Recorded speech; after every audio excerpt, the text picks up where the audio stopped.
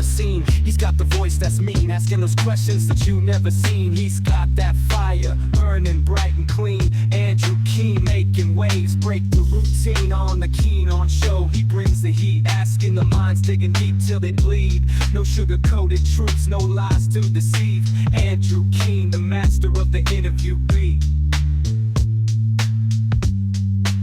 He's got the knowledge, he's got the flair, challenging ideas with a fearless stare. With every question, he's uncovering what's there. Andrew Keen, a truth seeker, he's aware. Hello, everybody. The big day has arrived. It's debate day, September the 10th, 2024. We're speaking just before the debate.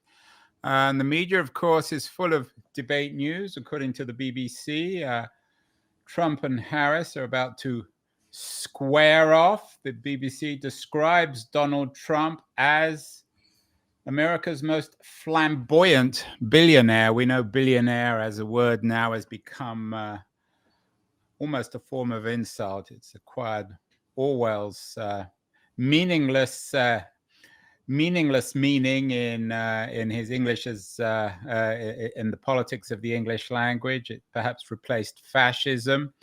All sorts of other news about billionaires in the BBC, for example. A billionaire is now taking off for the first ever private spacewalk.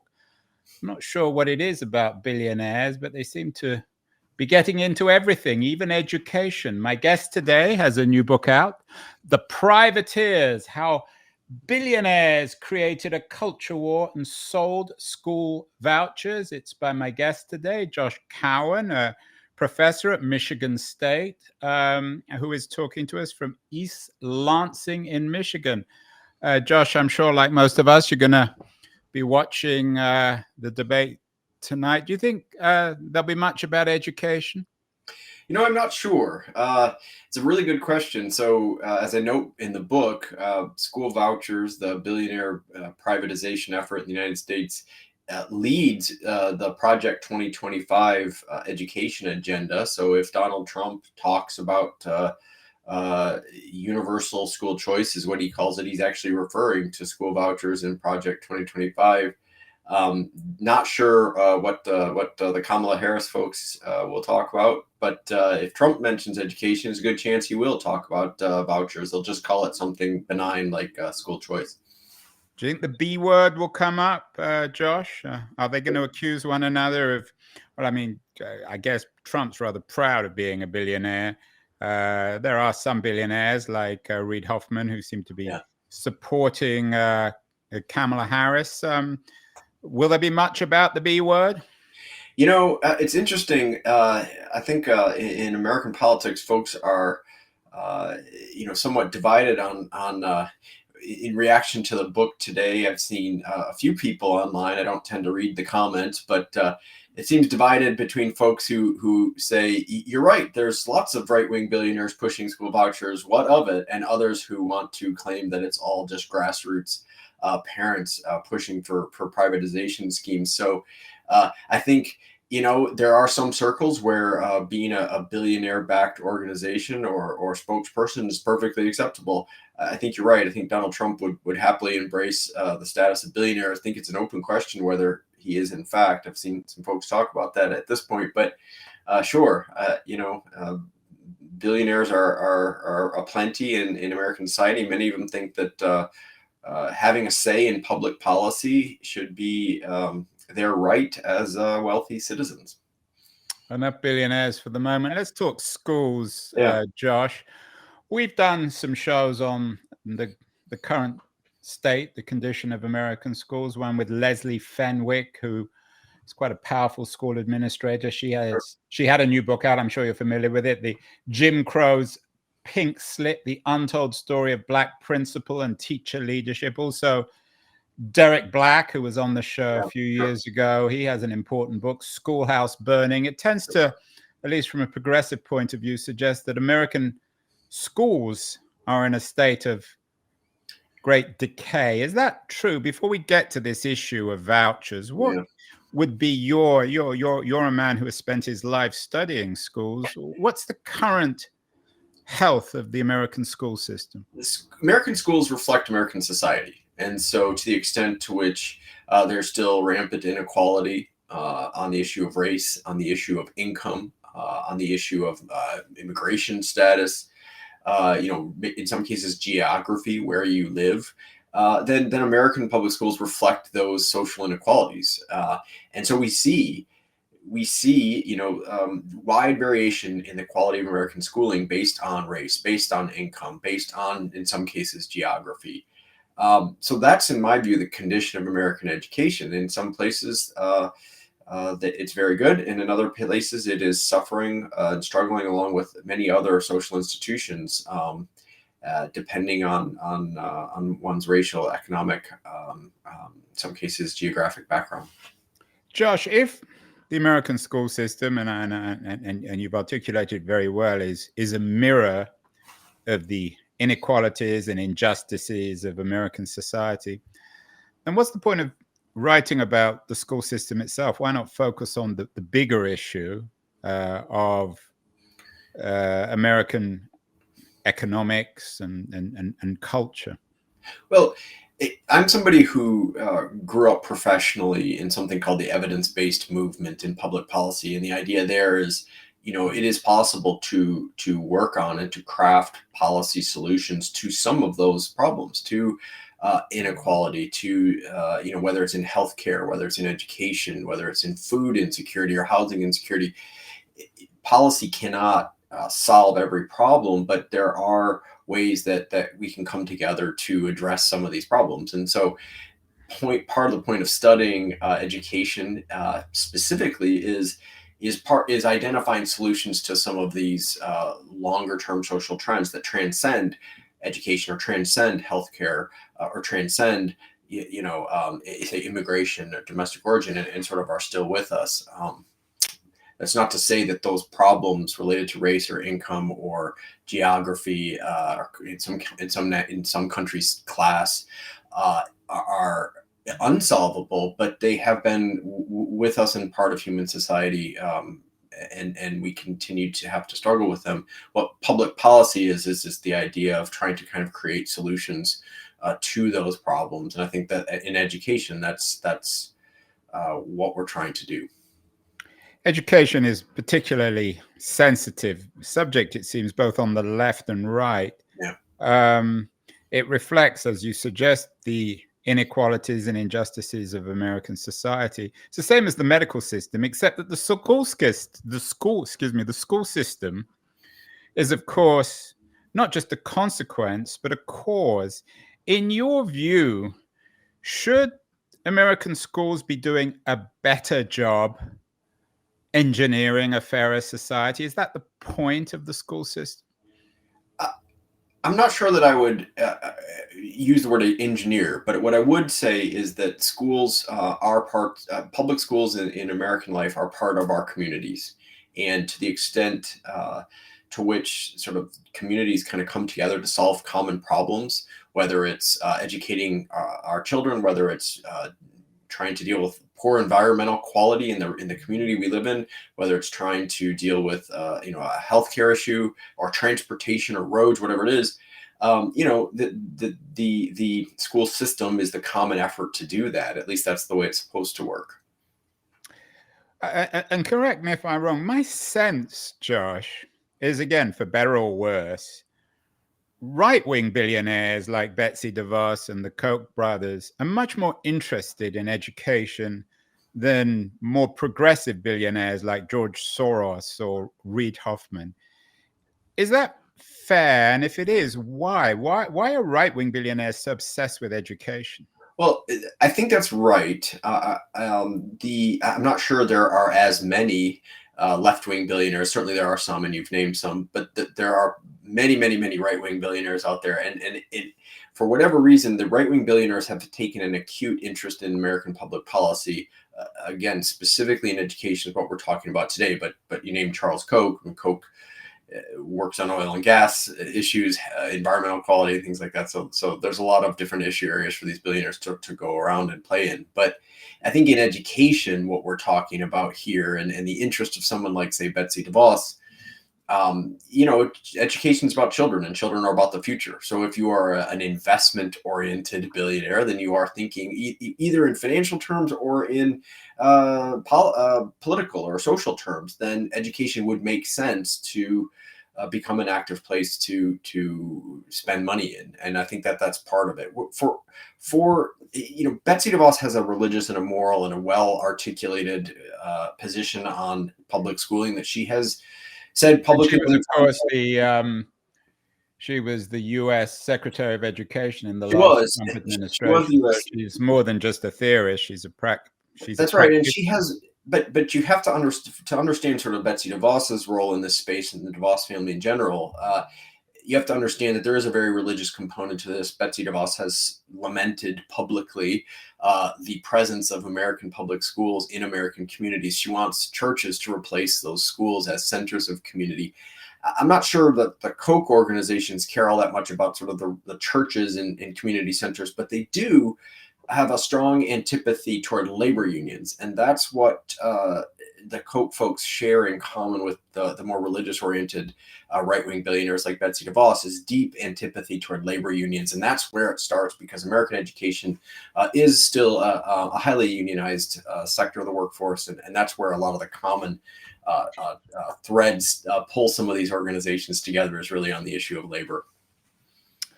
Would it be fair to say, Josh, that I'm sure people both on the left and the right, they're all dissatisfied one way or the other with the American school system, although that seems to be a feature of most societies. Everyone always complains about schools, particularly parents.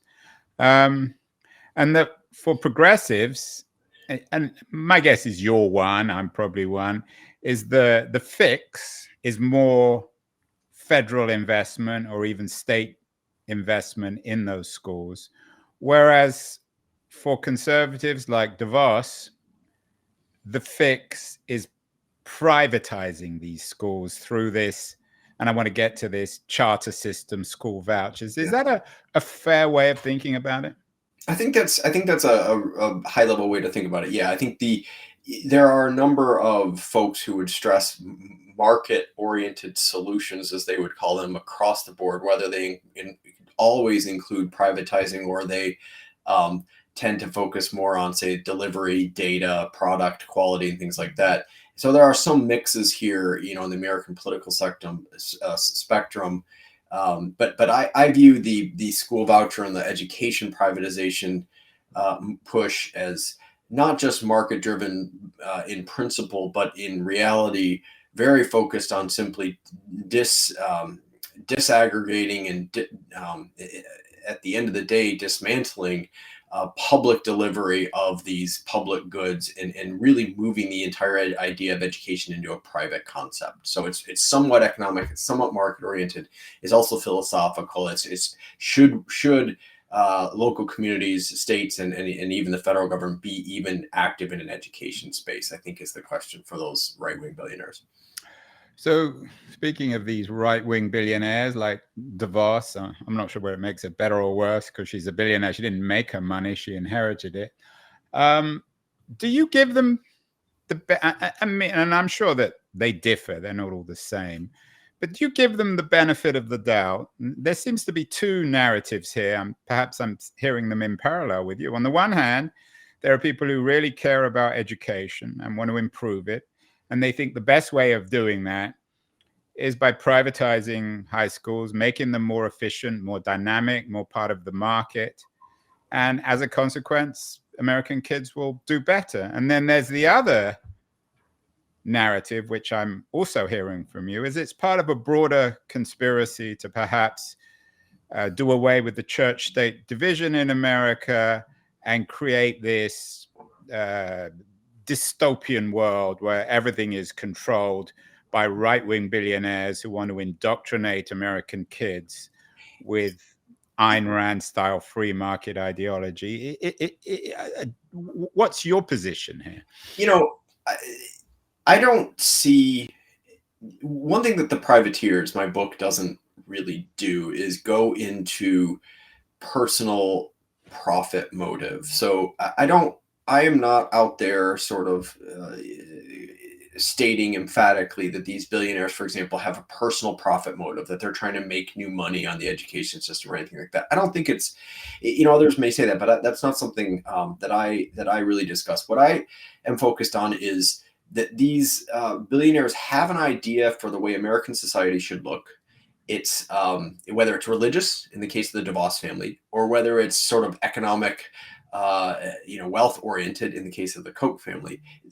Both organizations have an idea for the way American society should look, and in this case, that we're talking about American education, and they are, wealthy enough to spend enough money to try to make that society align with the vision that they have. You could take what I just said and say that is a good faith position for a billionaire to take.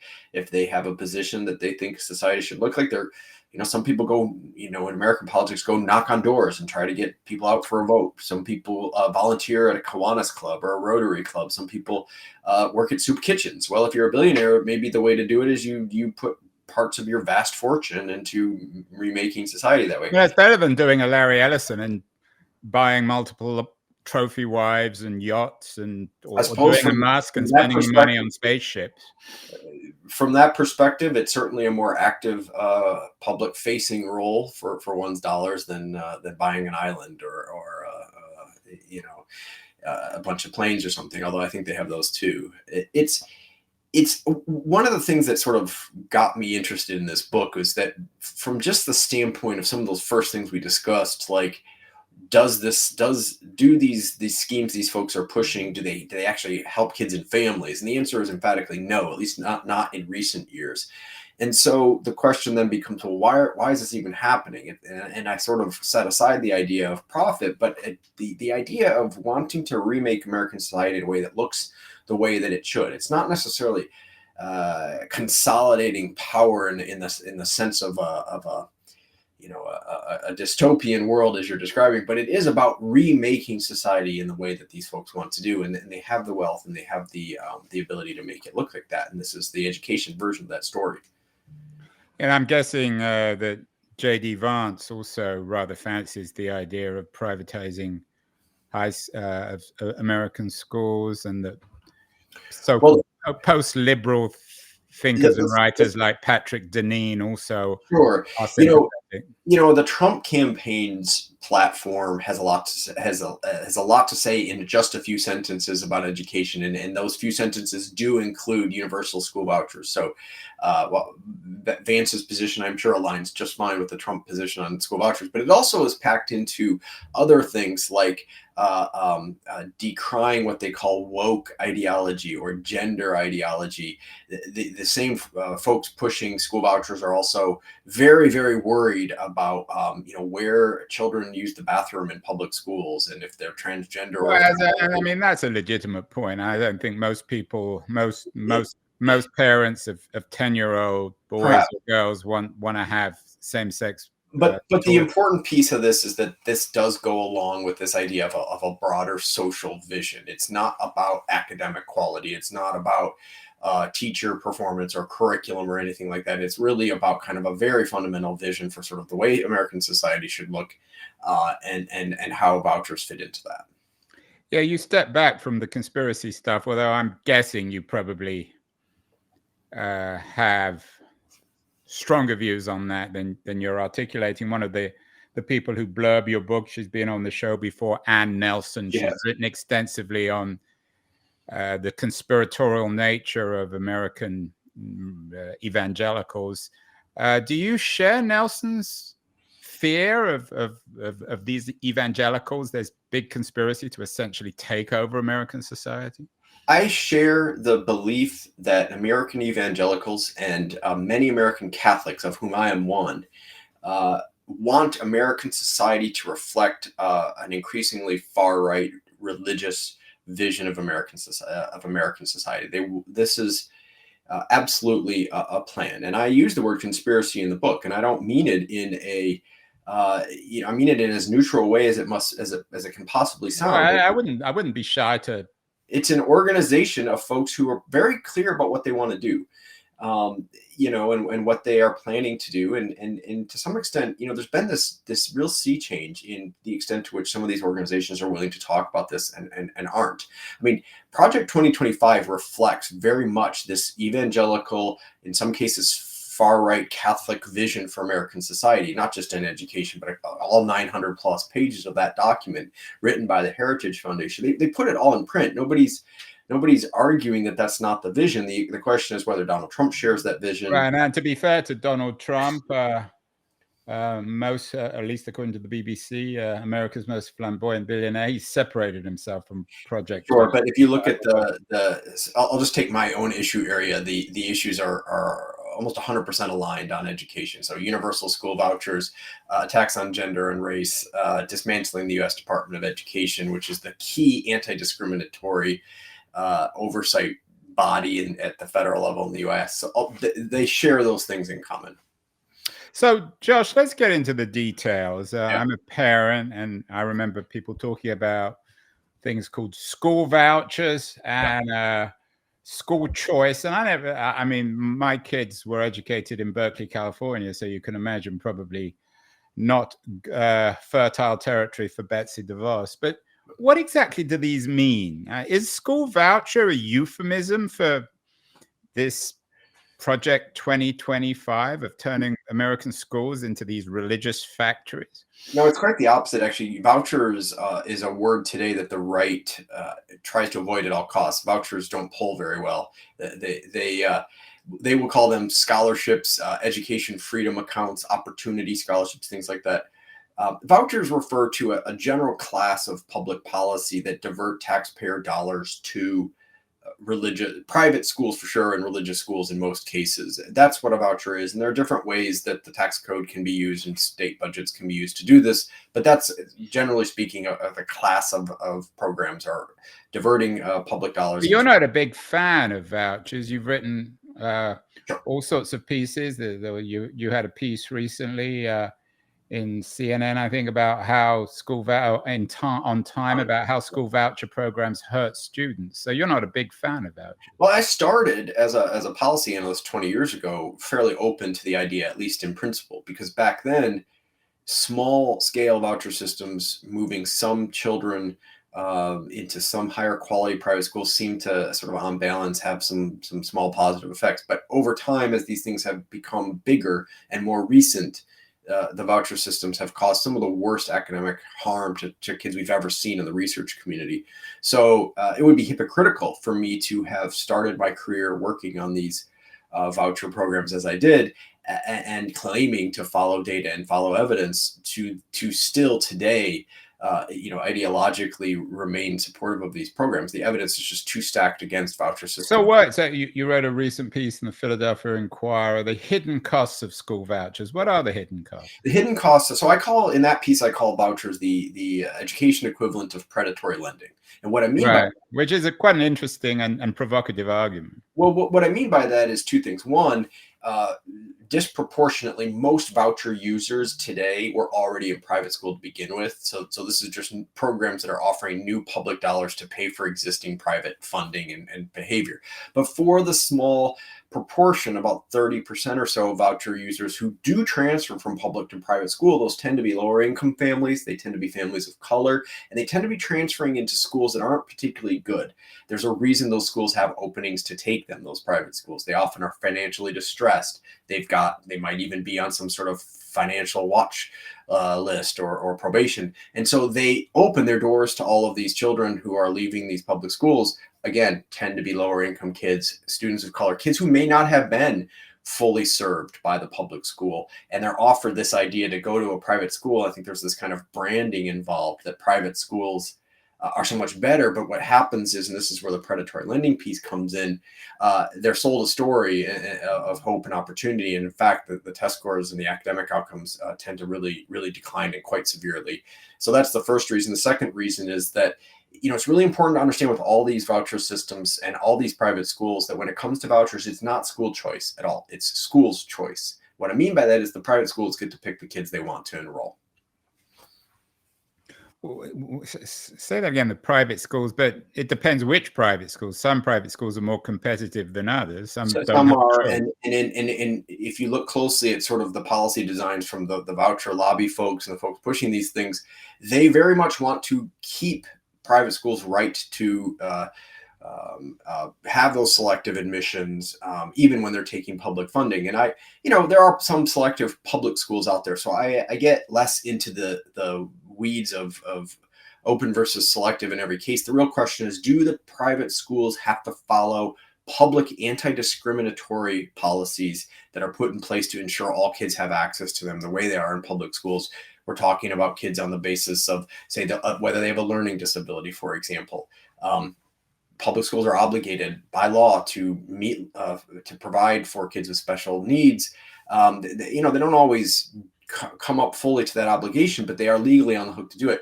There's nothing that obligates private schools to do that when they're using a voucher as payment, and that's a real course of concern for many of us looking at these systems. So, Josh, I have to admit I'm confused with something. You've written a lot recently. You wrote another interesting editorial. Actually, it came out today. You argue that vouchers are not the civil rights issue of our time. Are people like? But you said that the Betsy DeVosses of the world are not supporters of vouchers. Who argues that vouchers are the civil rights of our time? I'm assuming that it's conservatives rather than progressives. Well, correct. No, they're not the civil rights issue of our time, and that phrase comes from DeVos organizations. Donald Trump himself has said multiple times that school choice, as he calls vouchers, is the civil rights issue of our time. That is an effort to rebrand a policy. Vouchers began as an idea. I apologize for jumping in, Josh. Okay. Did you say that DeVos and Trump and all the rest of them, they're not in favor of vouchers, or they are? Well, they are. They are the key driver. Betsy DeVos is the key driver. Right. So I misunderstood. I thought you suggested that conservatives have backed off their support for vouchers, but that's not the case. Fully, they're the only ones pushing them, in fact. Right. I apologize. I was confused. So progressives like you are the ones who believe that vouchers are like, the mortgages that were sold in the first part of the century. That's very good. They blew up for poor people, and they were ultimately hurt. Right. My understanding, again, of vouchers and this whole issue is that it enables people without financial resources to send their kids to better schools. Is that never the case?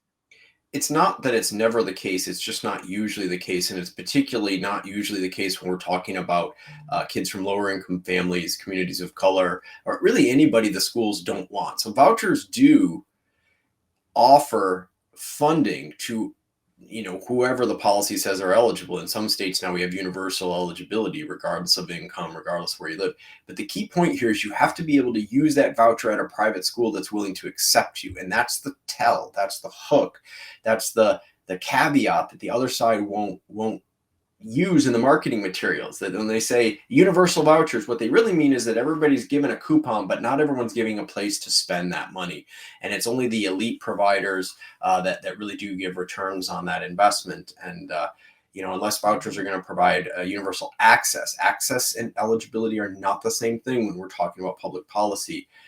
Voucher folks only want to give everyone money. They don't want to require the private schools to take whoever applies.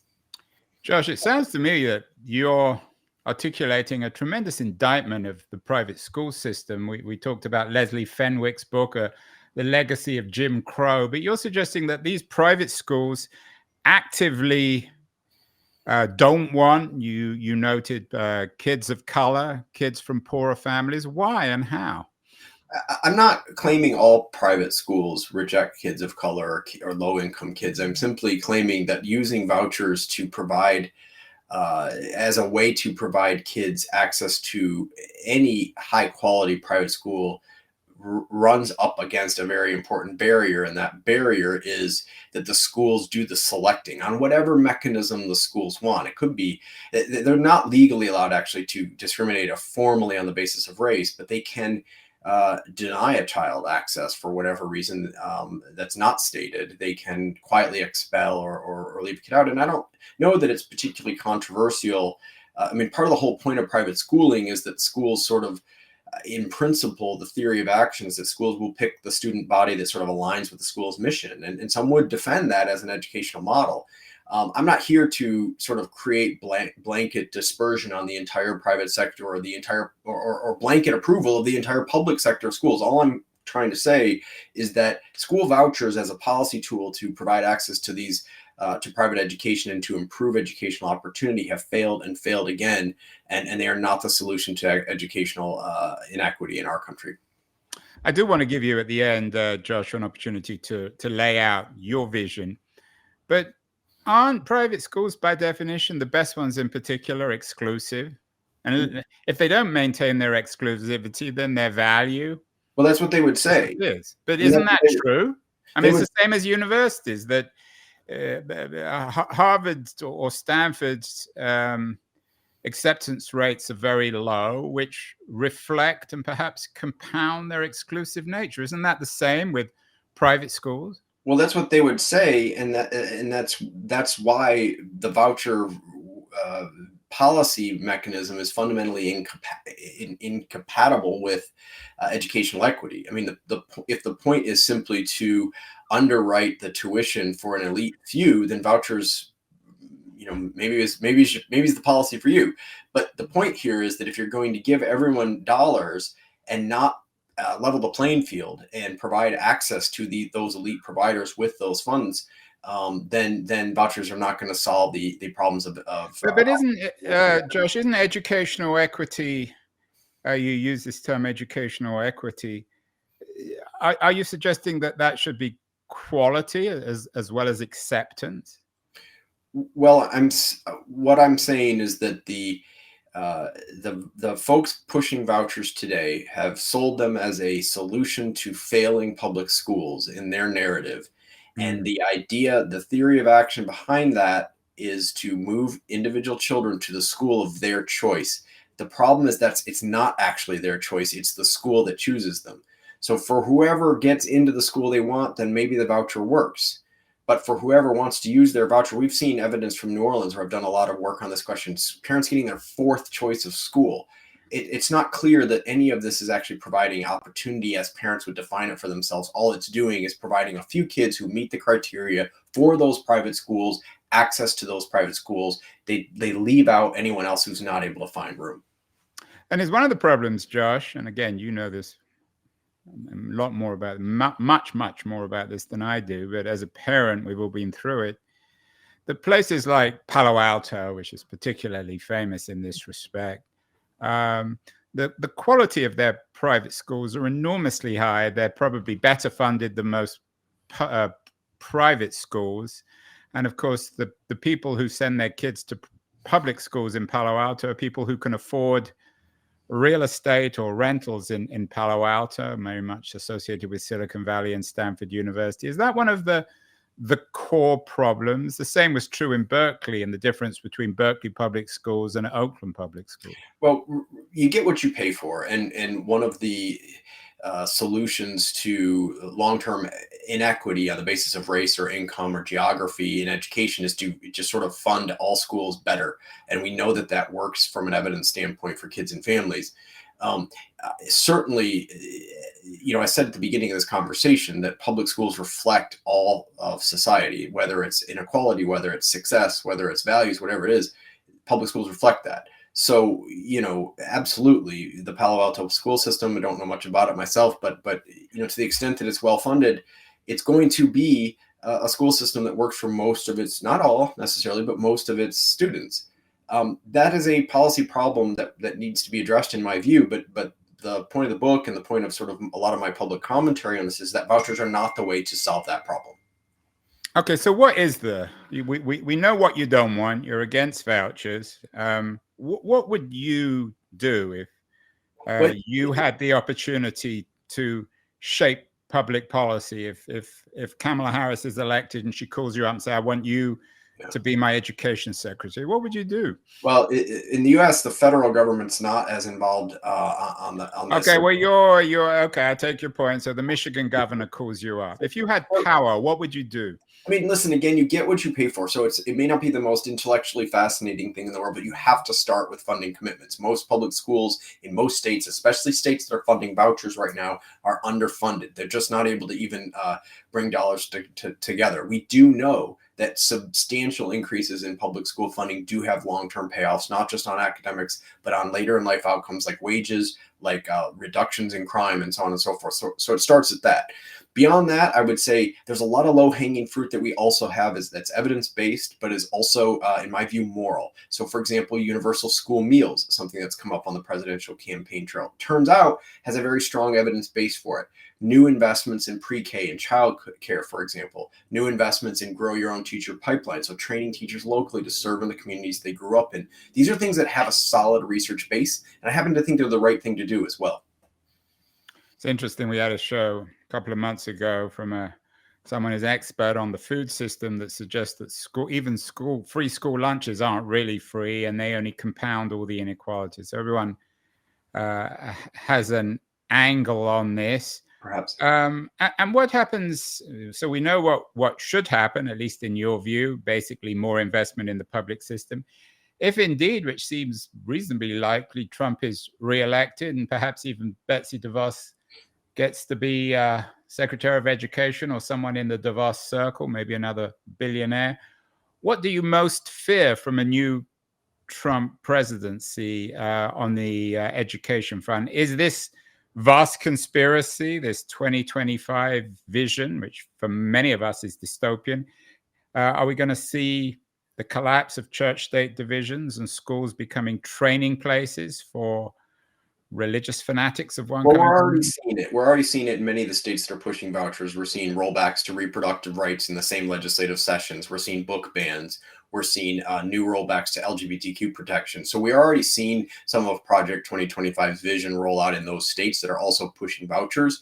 But I think what would tie all those things together for me, and the thing that I do most fear in the education space if Trump wins again, is completely walking away from a moral obligation to our historically marginalized communities and communities that don't necessarily fit the mold of, again, this kind of evangelical or in some cases right-wing Catholic kind of view of America, which is nuclear families, mom, dad in one place, no divorce, no LGBTQ, no, I mean, those are things that are actively talked about in some of these spaces. J.D. Vance has made something of a cottage industry of speaking about his view of women without children, for example, on the campaign trail. These are things that have implications for education too, and it's much more frightening to me than any particular policy scheme or plan that does or doesn't get passed. It's more of kind of the orientation toward what America should be and who America is for. Aren't you, though, entering the culture war yourself? You're suggesting that schools, for better or worse, I'm not necessarily disagreeing with you, but should also be institutions of social engineering. It's unavoidable and inevitable. That's the nature of things, isn't it? Well, I mean, the question then I guess would be who started the culture war. I think the other side kind of will say things like Ron DeSantis, the governor of Florida, who signed the biggest voucher system. Yeah, I was going to mention DeSantis. DeSantis also said in the same legislative session that he signed the biggest voucher program that slavery had some benefits economically for the enslaved people. I mean, that's a culture war issue, and if we're not going to, one could say you're entering the culture war by disagreeing with Ron DeSantis, but I would sort of reject the premise of the idea that sort of both sides are equally responsible for culture warring. If one side started that fight and the other simply say, no, this is silly, we need to stand up for an accurate vision of where America has been and where we're going. Well, finally, Josh, I don't suppose Harris or Trump are watching this. They're probably busy with their debate prep, but if they are, what question would you ask them if you were the moderator tonight on the education front? What is the best question that could be asked about the future of American schools? I would ask them to say to put themselves on record about the wisdom and the importance of fully funding public schools up to the cost of delivering a high quality education for every child in this country, and I'd start with that. Now, there you have it. Harris or Trump, if you happen to be watching, that's what Josh Cowen wants to ask you about tonight. He is the author of an important new book put out by Harvard Education Press The Privateers, how billionaires created a culture war and sold school vouchers. Josh, this issue isn't going away. I'd like to get you back, I think, on the show in the not too distant future, particularly after the election, to see who won and what the impact will be on American schools. Thank you so much, and congratulations on the new book. I appreciate you having me. Thank you.